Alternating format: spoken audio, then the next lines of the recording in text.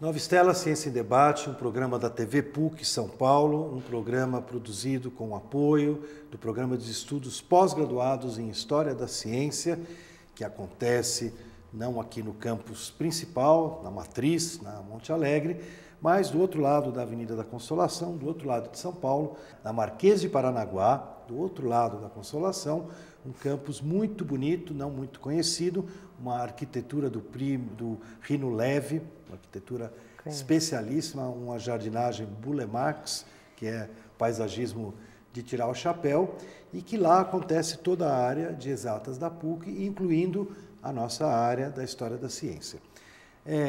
Normalmente a gente tem alguns professores da própria área da História da Ciência, da própria casa da PUC, mas também recebemos convidados especiais que vêm aqui engrandecer o nosso debate sobre caminhos da ciência, caminhos da tecnologia, caminhos da nossa sociedade. Hoje nós temos a professora Márcia Moura Ribeiro, da Unital, né, Universidade de Taubaté, que veio a São Paulo e aproveitou para visitar aqui a PUC e está convivendo conosco aqui no Nova Estela e discutindo vários aspectos aí do mundo da leitura, da biblioteca. Ela já esteve aqui conosco anteriormente e hoje eu queria mudar um pouquinho o tema, né? Na verdade, eu não estou mudando o tema, estou dando uma tangenciada, né? Em vez de a gente abordar diretamente a gestão, a organização, a mobilização do mundo da biblioteca, eu queria que a Márcia nos contasse o seguinte: eu acompanho o trabalho dela já, acho que terceiro ano, que ela lá em Taubaté, além de ter o seu trabalho de coordenadora do sistema de bibliotecas da Universidade Municipal da cidade, ela também está envolvida, engajada aí como coordenadora de um outro projeto, que é o projeto Ligação, né? Projeto que ela prepara o ano inteiro para, no mês de outubro, oferecer para a cidade, para a população das várias faixas etárias, uma série de atividades, de eventos, né? Voltados aí à promoção do livro, da leitura, da cultura. O que é o Ligação? Se liga com a gente aqui. Ligação, literatura, infanto-juvenil, games e artes em ação. É um festival que acontece, como você falou, em outubro, e ele quer trazer para o debate a literatura e os novos caminhos que ela está trazendo. E, além disso, estão vindo também os games, né, que eu acho que faz parte dessa nova linguagem, das novas tecnologias, e aí também as artes, porque as artes audiovisuais, visuais e toda forma de arte. Então, é um evento que acontece desde 2010, né, foi a primeira edição, que tem a participação da Universidade de Taubaté, da Cidade do Conhecimento aqui da USP, da Universidade de São Paulo, e também o Instituto Todo Mundo, né, que é um instituto, uma organização da sociedade civil, que também é proponente, né, vamos dizer assim, desse projeto, que criamos juntos, né, todos esse projeto, e a gente está assim, feliz com que ele aconteça na cidade de Monteiro Lobato, né? Acho que esse foi um grande sonho a partir o que Taubaté, a cidade de Monteiro Lobato, poderia oferecer a mais para a população.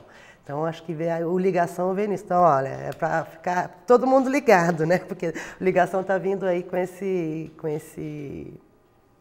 essa questão. O Ligação acontece no sítio do Pica-Pau Amarelo, que eu acho que é o grande ícone, né, da cidade. Então, dá um parênteses aí para quem, por incrível que pareça, muitas vezes a gente está aqui em São Paulo, né? Uhum. E Taubaté está a quantos quilômetros? 100 quilômetros. 100 quilômetros, está aqui do lado, né? E muita gente nem sabe do Monteiro Lobato em Taubaté, nem sabe do sítio do Pica-Pau Amarelo. Talvez é difícil uma criança no Brasil, né, que não tenha na sua fantasia, né, passado pela Emília, né, por todos os personagens, exatamente, pelo sítio, esse sítio tão... Né, o Monteiro Lobato, como é que ele falava? Que ele estava criando um lugar onde as crianças possam viver. Né? Exatamente. E o sítio do Pica-Pau Amarelo é um local brasileiro, cheio de detalhes da nossa cultura, do nosso caipira, né, do nosso interior, e de uma região que acho que você vai poder contar para nós um pouco hoje, que às vezes também as pessoas cortam para ir para a praia, para Ubatuba, né? Exatamente. E nem percebem que estão passando por um pedaço, né, de terra, né, de planeta, né, que tem uma história importantíssima em termos da história de São Paulo, da história do Brasil, né, e da história da literatura com Monteiro Lobato. Então, onde é que está esse sítio do Pica-Pau Amarelo? O que acontece? O que o Ligação faz nesse sítio do Pica-Pau Amarelo? Bem, olha... Ressuscita a Emília. Ressuscita não, né? Porque a Emília nunca morreu. Não, né? a Emília acho que vive em todo mundo, né? Quem tem contato, né? Pode até ser pela TV, né? Hoje em dia, né? Mas sabe quem é a Emília, quem é o Pedrinho, quem é a Dona Benta, a Tia Anastácia, o Visconde Sabugosa, né? Esse universo do Monteiro Lobato que é inesquecível e acho que habita todos nós, né? Né, não sei, eu cresci lendo Monteiro Lobato e viajando naquele universo que ele criou mesmo, não tem que a gente e realmente, né, a gente entende o que o sítio do Pica-Pau Amarelo, onde realmente ele passava as férias com o avô e tal, causa nas crianças que frequentam até hoje. Quem frequenta o sítio, quem vai ao sítio, e você vê quando chega lá, fica todo mundo assim, meu Deus, que lugar é esse? Porque vamos dizer, em termos de... é um grande museu. É um museu, né? A gente chama Museu Histórico Pedagógico, Sítio do Pica-Pau Amarelo, mas é um lugar que tem um clima de quintal de casa, sabe? Os antigos quintais de casa, com mangueiras, jaqueiras. Então, tem um gramado enorme, a criançada pode correr. Então, é um lugar de pé no chão, vamos dizer assim, entendeu? É um lugar de pé no chão, que todos convivem com os personagens, né? Os personagens vêm te receber, tem lá a Emília, tem lá o Visconde, a Narizinho, tem o teatro que conta as histórias, né? do sítio do Pica-Pau Amarelo. Mas é um lugar que eu acho que assim, tem uma certa magia, né? Com esse que te remete diretamente para né?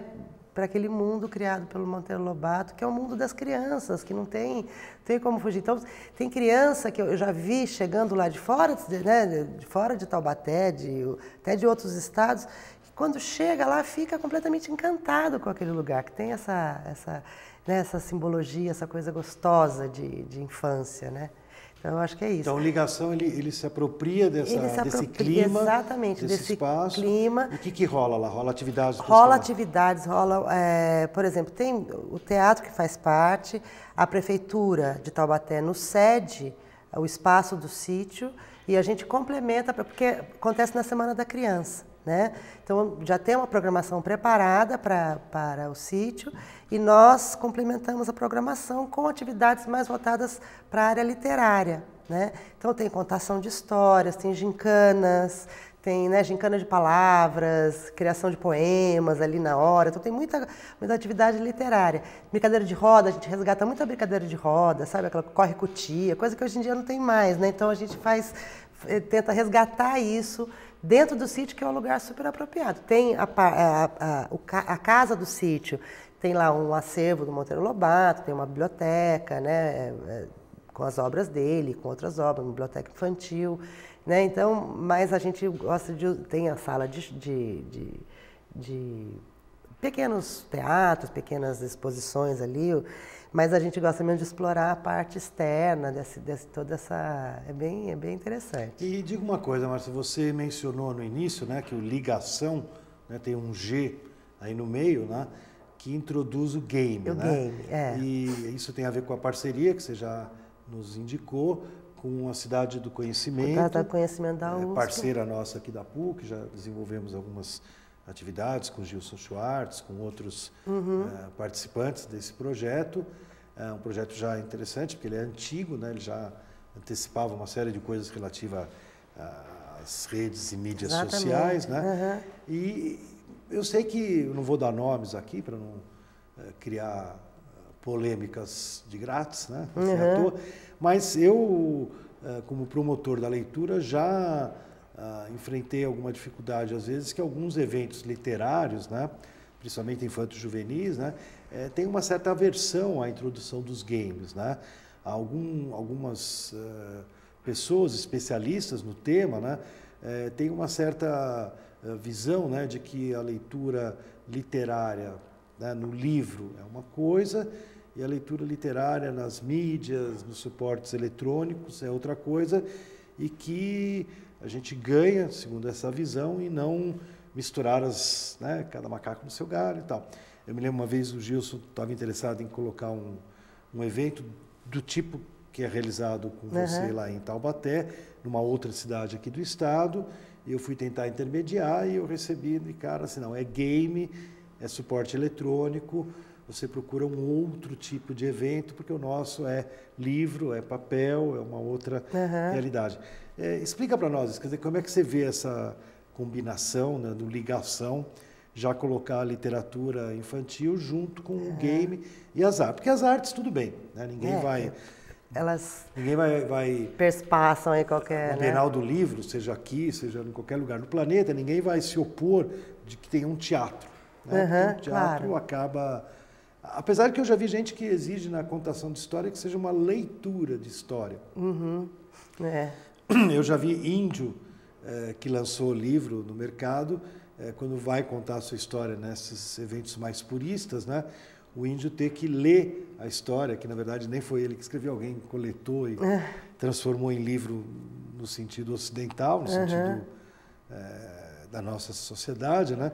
E o índio tinha aquilo como tradição oral, né? na fala, mas ele tem que simular um livrinho ali aberto na mão, porque senão não vale a leitura, contação de história, né? Certo. Mas a arte, de um modo geral, como você falou, a gente vai querer, né, ter cenários, ter logomarca, um design, né, uma produção. Agora, o game é algo mais recente, né, e que, de certa forma, não é... Isso que eu te falo é uma tendência, né, de resistência. Obviamente, a gente tem outras tendências totalmente, que eu acho que deve ser onde você se enquadra, né, totalmente inclusivas, né, quer dizer, vamos utilizar, né? Como é que você vê esse eu acho que eu vejo bem por chave aí. ligação? Eu acho bem por aí mesmo. Eu acho que nesse momento exato da nossa história aqui, nós estamos realmente nessa interseção de mídias e de coisas que não dá para fechar os olhos e dizer assim, não, livro é livro, game é game, cinema é cinema. Na minha visão, eu acho que a gente tem que realmente abrir. Porque, assim, se você atrai... Porque o que eu acho? Que você tem que formar leitor, você tem que formar gente, não só na leitura, mas você tem que formar essa geração, cidadão, né, desde pequeno. Se o game, se as mídias sociais, se elas vão ajudar nisso, por que não? É assim que eu penso, entendeu? Livro, eu não sei se o livro, eu adoro livro, né? Eu sou bibliotecária, né? Então, mas eu não sei se daqui a 20, 50, 100 anos, se o livro vai existir, o livro papel, como a gente conhece hoje, eu não sei se ele vai existir. Eu acho que ele vai existir, mas vem outras e outras gerações vão continuar essa história. Então, eu não sei se eles vão existir em papel. Eu li isso, acho que o ano passado, a Feira de Frankfurt deu um tempo, né, uma discussão que teve lá do ano 2010, eu acho que foi a última, foi do 2011. Bem, mas eles deram um tempo a partir de 2016, era essa data, de que os livros em papel iam diminuir a venda e o livro, o suporte eletrônico ia superar, o e-book ia superar o livro em papel. Não sei, isso foi uma discussão que teve lá. Então, ou seja, não dá para falar, não, agora é só livro, só livro, só livro. Então, eu acho que assim, eu acho que o Ligação, ele quer propor essa discussão, entendeu? Eu acho que é bem por aí, é propor essa discussão. Game ajuda na educação?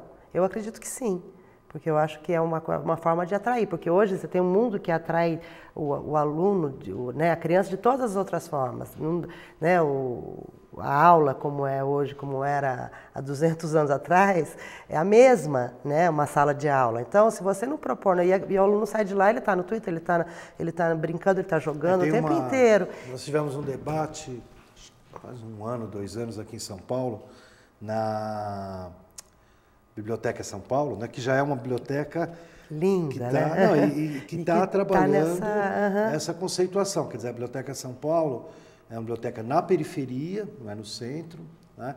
ela é uma biblioteca que não privilegia o acervo, quer dizer, pelo tamanho físico dela, ela poderia ter seguramente 4, 5 vezes o volume de livros que ela tem.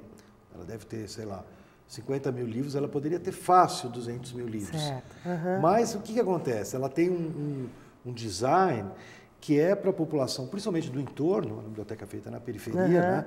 Aqui do outro lado do Rio Tietê, quando você está chegando de Taubaté, você passa ali na estação do Tietê, ela fica atrás, né, da estação do Tietê, onde era o Carandiru, exatamente, até uma ironia, uma solução linda para o lugar, né? Um local onde ali era tudo fechado, preso, torturado, triste, down, né? Quem estava no Carandiru passou, basta ver o filme, ler o livro e os depoimentos, né? Passou o inferno, continua passando, mas enfim, lá pelo menos não passa mais. E ali foi implodido, né? Depois virou escola, tudo, virou um parque da juventude que tem essa biblioteca. E essa biblioteca é isso que eu te falo, os livros eles não ficam nem nas estantes, como tradicionalmente fica um livro numa biblioteca, eles ficam muito parecidos com as grandes lojas, como a Livraria Cultura, a Livraria da Vila, as livrarias, que expõem os livros espelhados, né? Para ter esse atrativo da capa, da sedução, da cor, do design, do desenho, né? E com isso acaba sendo uma biblioteca muito diferenciada, né? E a gente estava justamente numa época, num debate, que até eu queria que você desse um peteleco aí, especulando um pouco, né, com alguns especialistas do Brasil e de fora do Brasil, sobre a biblioteca do futuro, né?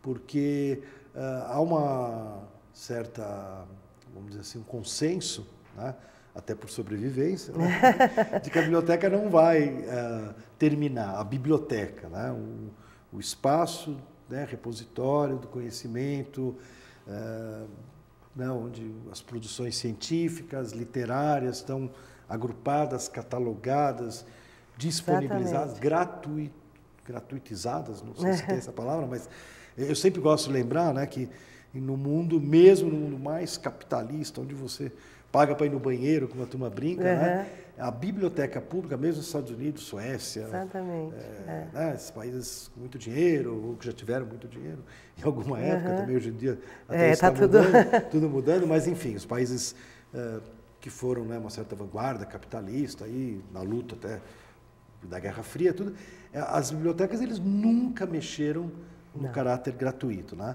Então esse é um lado importante, né? Que é um espaço que você está viajando, está passando numa cidade, você pode entrar na sua biblioteca pública e muitas vezes sem nenhuma identificação documental, lá dentro da biblioteca você lê tudo, você vê tudo, você se diverte com tudo e tal. Mas voltando, a gente estava na Biblioteca São Paulo e estava justamente uma especialista em promoção da leitura da Espanha, do Ministério da Educação, a Pilar Pérez, é um nome que vale a pena guardar, que ela é muito boa, ela criou um portal Ler. Eu conheço o portal dela. Portal ótimo. Ler, né, de ler em espanhol, .es de Espanha, e esse portal Ler tem um lugar lá onde tem os jovens da periferia colocando a sua música, e como é que essa música se liga com a poesia, se liga com a literatura. Enfim, foi uma série de experiências que a Pilar teve, primeiro na região autônoma dela lá, aquelas coisas da Espanha, das divisões do país em subpaíses, mas depois ela foi para o Ministério Federal, Central, né, do governo em Madrid, e lançou esse portal, e ela colocou uma frase exatamente o que você estava falando, né? Ela disse que as escolas, né, têm uma geografia, uma construção do século XIX. Foi quando ocorreu na Europa, de uma forma mais intensa, todo o processo de industrialização, todo o processo das fábricas, e no boom das fábricas foram construídas escolas para os filhos dos operários, tal, a escola pública, e ela tem um design, né, daquela época. Então nós temos a escola concebida no século XIX. Os professores, que somos nós, né, somos todos nascidos no século XX. E os alunos, cada vez mais, são nascidos no século XXI. Então, a gente tem três séculos convivendo. É claro que a Pilar tem a ideia de que está na hora da gente mexer nessa estrutura, porque senão ela vai colapsar. Ela está ficando meio, né, 3 séculos na mesma instituição, está um pouco estranho, né? Então você está dizendo isso, quer dizer que a biblioteca tem que ter uma outra, as escolas, né, o ensino, uma outra apresentação, e aonde os teus games aí do Ligação vão fazer sentido. E games, né, acho que as pessoas também têm um pouco essa visão. O game é aquele que sai matando, dando tiro e matando, e, né? E não é preciso, não é dessa forma, né? O games que transformam, games que propõem novas coisas, novas soluções, desafios, né? Pode ser um desafio de matemática para a sala de aula, por exemplo, entendeu? Né? Para resolver um problema e vai com os bônus e, né, você tem que passar, para passar aquela fase, tem que esse desafio para resolver, que é como funciona o game mesmo, porque ele não precisa ser chato, né? Game educativo é chato. Não necessariamente. Eu acho que ou um game que ajude na cidadania. Quando a gente chegou hoje aqui na TV PUC, eu fiz o meu check-in no Foursquare, né? Foursquare, na TV PUC, né? Que já está nesse game de check-ins e pontos, né? Você exatamente. Pontos, você ganha lá estrelinhas, né? Fica lá você vira prefeito. Pois é, entendeu? A gente almoçou hoje na cidade de São Paulo, você nem sabe, você almoçou num restaurante que eu sou prefeito. Olha, olha só, nem sabia. De tanto que eu vou lá, faço check-in, uma hora alguém antes de mim era o prefeito, eu derrubei a pessoa, então, de tanto que eu vou lá comer no ou seja, Museu da Imagem do Som. Né? Essa discussão, que é a tal da gamificação, né, do mundo e tal, e por que a escola não usar isso? Por que a escola não absorver essa tecnologia e para transformar mesmo? Né? Então, eu ouvi dizer, me corrija aí, que vocês estão extrapolando a história, né? Porque do game ali do computador, do tablet, do celular, né? Vocês estão querendo levar as pessoas para se divertir na própria região? Como é que é isso? Pois é, isso é uma novidade para esse ano, são as rotas da leitura. Rotas da leitura? Rotas da leitura. Nós queremos fazer passemos. Ligações, exatamente. Nos próximos ligações. Exatamente. Então conta para nós o que é isso. Então, nós estamos querendo fazer assim, roteiros de um dia na região, que é uma região riquíssima de história, riquíssima da literatura, que as pessoas contem as suas próprias histórias nesses passeios. Então, um passeio, sei lá, com ônibus, né? Por exemplo, a gente tem a própria Taubaté, que tem essa tradição toda, né, do ciclo do café e tal.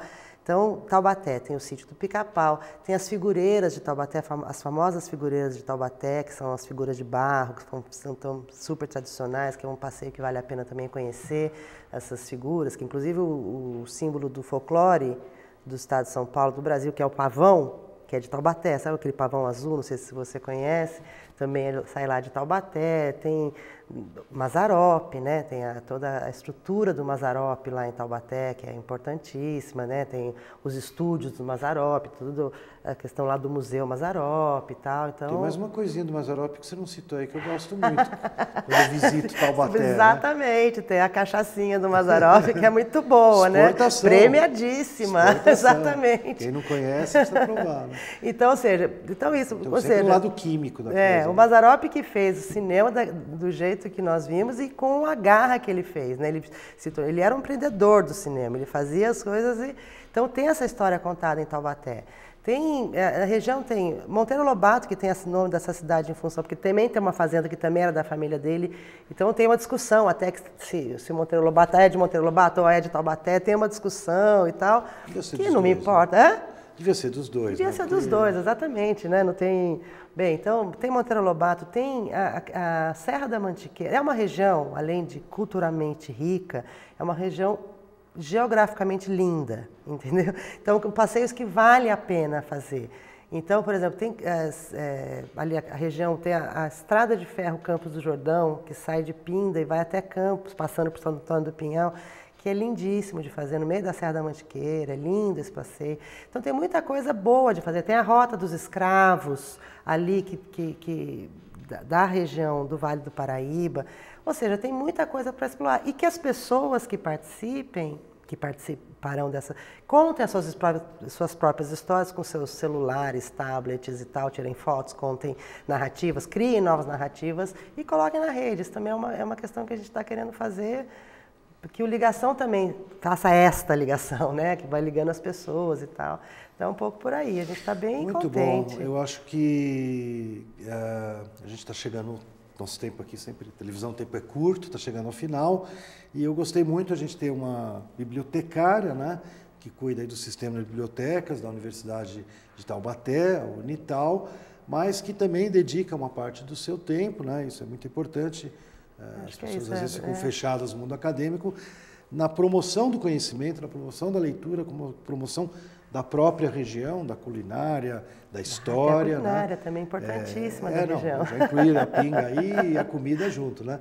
Então eu queria agradecer muito a sua visita. A Nova Stella hoje deu uma escapada aí para um evento que mistura tecnologia, literatura, né? O Ligação, aqui de Taubaté, no qual eu estarei presente mais um ano, convidado aí da organização, que eu agradeço muito. E a gente espera, né, como toda semana aqui no Nova Stella, que o nosso debate, a nossa aprofundamento sobre temas relacionados à ciência e à tecnologia, como aconteceu lá no passado, né, com novas estelas, novas estrelas, lance um pouco de luz e nos permita compreender o nosso complexo presente e traçar um futuro mais cidadão, mais humano.